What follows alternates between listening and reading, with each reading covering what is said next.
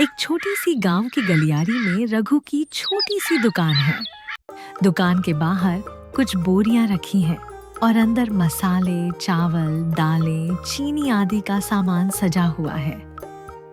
रघु, एक मध्यम आयु वाला दुकानदार, ग्राहकों का इंतजार कर रहा है।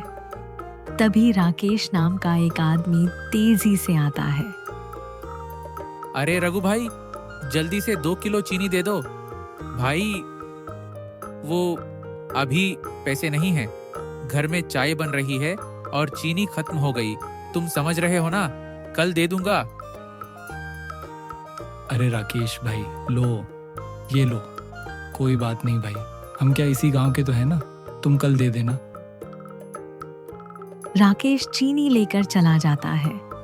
रघु उसकी ओर देखता रह जाता है, फिर धीरे से अपने बही खाते में कुछ लिखता है। कुछ देर बाद राकेश फिर आता है।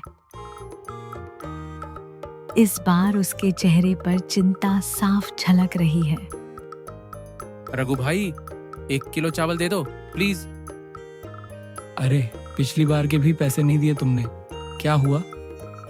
भाई, घर में खाने को दाना तक नहीं है। अगर आज तुमने ये चावल नहीं दिए तो मेरा पूरा परिवार भूखा रह जाएगा। रघु राकेश के चेहरे को देखता है। उसकी आंखों में मजबूरी और शर्मिंदगी साफ दिख रही है। रघु कुछ पल सोचता है, फिर धीरे से चावल तौलकर उसे थमा देता है। ले जाओ भाई, परिवार को भूखा नहीं सोने देना, पैसे बाद में दे देना। राकेश की आंखें भर आती हैं। वह चावल लेकर जल्दी से चला जाता है।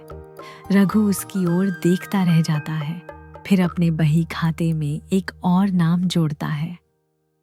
अगले दिन फिर वही दृश्य, पेड़ के नीचे बैठे गपशप कर रहे हैं। रघु सामान सजा रहा है, तभी उसका पुराना दोस्त भाग्यवान तेजी से आता है, गुस्से में भरा हुआ। अरे रघु, तुम लोगों को इतना उधार देते फिरते हो, इसमें तुम्हारा नुकसान नहीं होता? सामान लाने के लिए तुम्हारे पास पैसे कहाँ से आते हैं? अरे भाई, गांव के लोग हैं, जरूरतमंद हैं, मैं कैसे मना कर दूं? तुम बहुत भोले हो। शायद तुम नहीं जानते राकेश के पास पैसे हैं। वह जानबूझकर तुम्हें पैसे नहीं देता, तुम्हारी अच्छाई का फायदा उठा रहा है। रघु का चेहरा गंभीर हो जाता है। वह भाग्यवान की आंखों में झांकता है, जैसे सच्चाई जानने की कोशिश कर रहा हो। पर उसने कहा था उसके बच्चे भूखे हैं। झूठ बोलता है वो। कल ही उसने नया पंखा खरीदा है और शर्मा के लड़के की शादी के लिए नए कपड़े भी बनवाए हैं। तुम्हें बेवकूफ बना रहा है। रघु का चेहरा पीला पड़ जाता है। उसकी आंखों में धोखे का दर्द उभर आता है। वह अपने बही खाते को देखता है, जहां राकेश का नाम बार बार लिखा हुआ है। तभी राकेश दुकान पर आता है, हमेशा की तरह मुस्कुराता हुआ। अरे रघु भाई, आज थोड़ा चावल चाहिए। वो घर में। तुम्हारे घर में क्या हुआ? नया पंखा खराब हो गया या नए कपड़ों में दाग लग गया? अरे वो मतलब। बस करो झूठे। तुम रोज रघु को रुलाकर उसका सामान ले जाते हो, उसकी मेहनत का मजाक बनाया है। रघु अब उसकी ओर गुस्से और दुख से भरी नजरों से देखता है। राकेश का चेहरा सफेद पड़ जाता है। वह समझ जाता है कि उसकी पोल खुल चुकी है। राकेश शर्म से सिर झुकाए खड़ा रह जाता है। गांव के कुछ और लोग भी वहां जमा हो जाते हैं। सब उसे घूर रहे हैं। राकेश, मैंने तुम्हें अपना भाई समझा, पर तुमने मेरी भावनाओं से खेला। राकेश की आंखों में पछतावा है, पर अब बहुत देर हो चुकी है। वह बिना कुछ कहे वहां से चला जाता है। देखा रघु, दुनिया में कुछ लोग तुम्हारी दयालुता का गलत फायदा उठाते हैं, पर तुम्हारा दिल मत बदलो, बस समझदार बनो। रघु गहरी सांस लेता है, फिर मुस्कुराने की कोशिश करता है। उसकी आंखों में अब एक नई समझदारी चमक रही है। सुबह का समय, रघु की दुकान पर ग्राहकों की भीड़। रघु सामान बांटते हुए थक गया है पर मुस्कुराता रहता है। तभी राकेश आता है, चेहरे पर हमेशा वाली मासूमियत लिए। रघु भाई, आज 5 किलो गेहूं दे दो ना। रघु का चेहरा गंभीर हो जाता है। वह अपनी बही खाता उठाता है जहां राकेश का नाम और उसका बकाया लिखा है। राकेश, अब तुम्हें सामान तभी मिलेगा जब पुराने 500 रुपए चुका दोगे। राकेश के चेहरे पर छाई मुस्कान गायब हो जाती है। वह आंखें नचाता है, फिर एकाएक रोने का अभिनय शुरू कर देता है। रघु भाई, मेरा बेटा बहुत बीमार है, घर में एक दाना नहीं।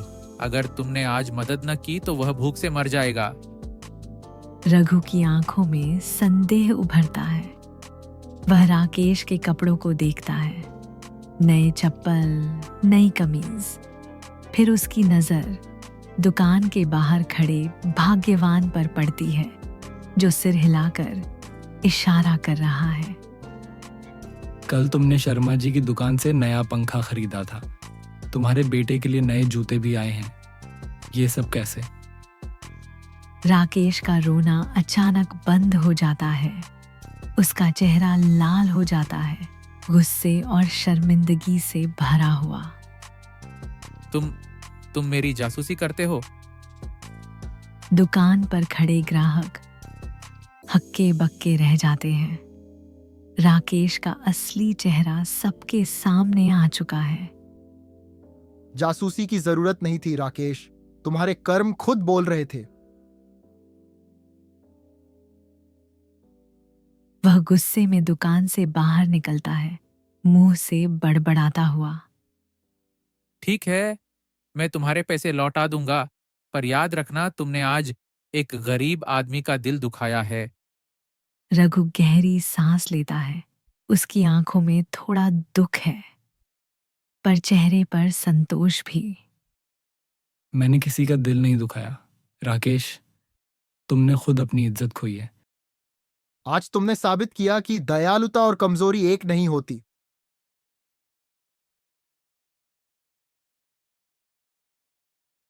क्या हुआ? आज खाली हाथ लौट आए? हाँ, उस बेवकूफ को सब पता चल गया। आज तो साफ मना कर दिया। बड़े अकड़ कर बात कर रहा था।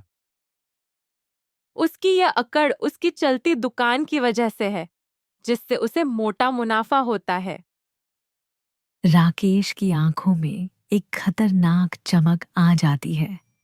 वह धीरे से कुंती के कान में कुछ कहता है। कुंती की आंखें चमक उठती हैं। रात का समय, चांद बादलों में छुपा हुआ है। राकेश अंधेरे में सहमा हुआ रघु की दुकान की तरफ बढ़ता है। उसके हाथ में एक छोटा बैग है। वह दुकान के पीछे के ताले को हैक करता है और अंदर घुस जाता है। आज तुझे सबक सिखाता हूँ रघु। तूने मुझे जिस तरह से शर्मिंदा किया।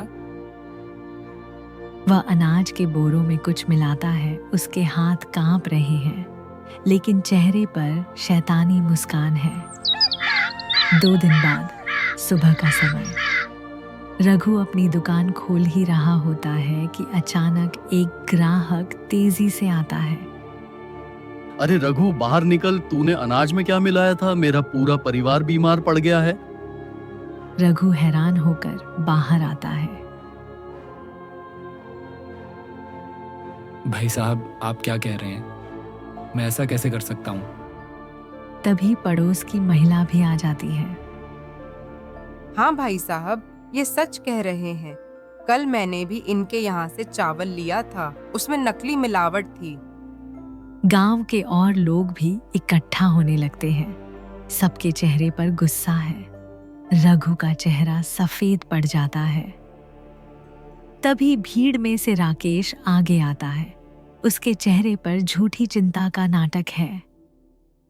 छी रघु, तुम चंद रुपयों के लिए इतना गिर सकते हो? मैं तो कभी सोच भी नहीं सकता था। रघु अचानक सब कुछ समझ जाता है। उसकी नजरें राकेश से मिलती हैं। राकेश की आंखों में छुपी हुई शरारत साफ झलक रही है। राकेश, मैं जानता हूँ ये सब तुम्हारा किया धरा है। मैं तुम क्या कह रहे हो? भीड़ में सन्नाटा छा जाता है। राकेश का चेहरा बदलता है। तभी दूर से भाग्यवान दौड़ता हुआ आता है। रघु, मैंने कल रात राकेश को तुम्हारी दुकान में घुसते देखा था। वो कुछ मिला रहा था। भीड़ का गुस्सा अब राकेश की तरफ मुड़ जाता है। राकेश पीछे हटने लगता है। रघु की आंखों में आंसू हैं, लेकिन चेहरे पर दृढ़ता है। भीड़ राकेश को घेर लेती है। राकेश की आंखों में डर है। माफ कर दो, मैंने बस रघु को सबक सिखाना चाहा था।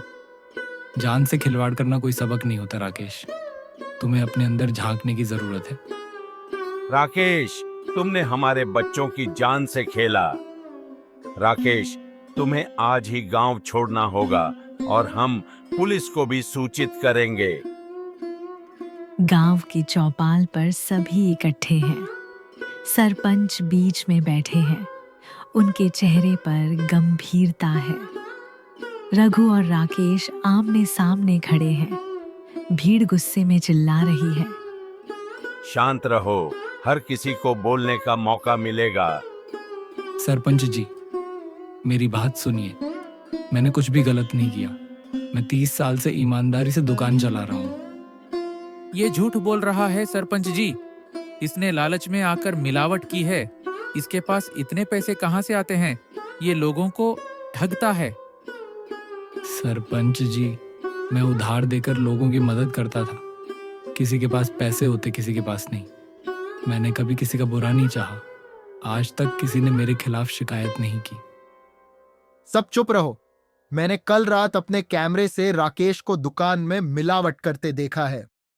सरपंच जी, मेरे पास सबूत है। रात की रिकॉर्डिंग में राकेश को दुकान में मिलावट करते देखा जा सकता है। ये जालसाजी है। मैंने कुछ नहीं किया। सरपंच जी, ये झूठ बोल रहा है। बस, अब बहुत हो चुका। राकेश, तुमने न सिर्फ झूठे आरोप लगाए, बल्कि लोगों की जान से भी खिलवाड़ किया। राकेश, तुम्हें आज ही गांव छोड़ना होगा और हम इस मामले को पुलिस के हवाले करेंगे।